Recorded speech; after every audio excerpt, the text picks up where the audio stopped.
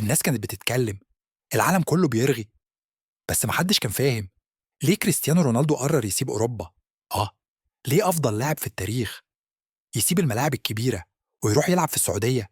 الناس قالت فلوس، ناس تانية قالت بيكبر وخلاص، بس الحقيقة أكبر من كده بكتير.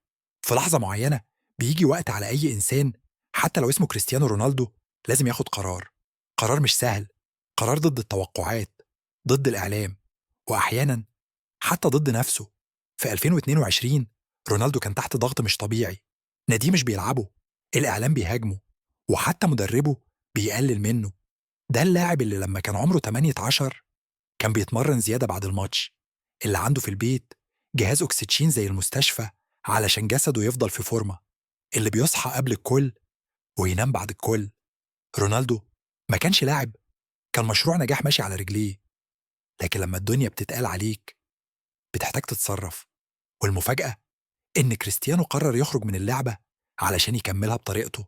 راح لنادي النصر السعودي، والناس قالوا بيهرب، بس الحقيقة هو ما هربش، هو اختار يلعب في ملعب تاني. الفكرة هنا مش في المكان ولا الجمهور ولا عدد المتابعين على انستجرام، الفكرة إنك تعرف إمتى تمشي وإمتى تبني من أول وجديد.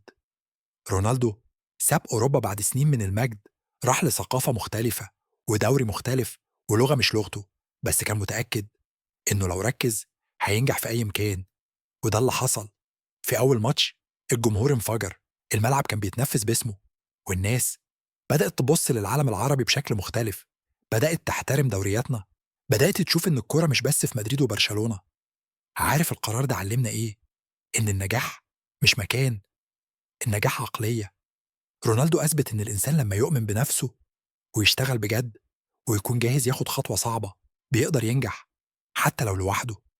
القرار اللي الناس كلها كانت شايفاه غريب كان في الحقيقة أذكى قرار في مسيرته، فتح باب لدوريات تانية، ألهم لعيبة تانية، وخلى العالم كله يبص للسعودية مش بس كبلد لكن كمكان جاذب للنجوم. وده مش بس في الكورة، ده في الحياة. أوقات لازم تقول أنا مش هكمل هنا، أنا هدور على فرصتي في حتة تانية، حتى لو الكل قال أنت بتضيع نفسك. لو أنت شايف إنك تستحق أكتر قوم وابدأ من جديد زي كريستيانو. اسأل نفسك دلوقتي، في حياتك، في شغلك، في حلمك اللي نايم عليه، إمتى هتاخد القرار الصعب؟ نهاية السكريبت CTA.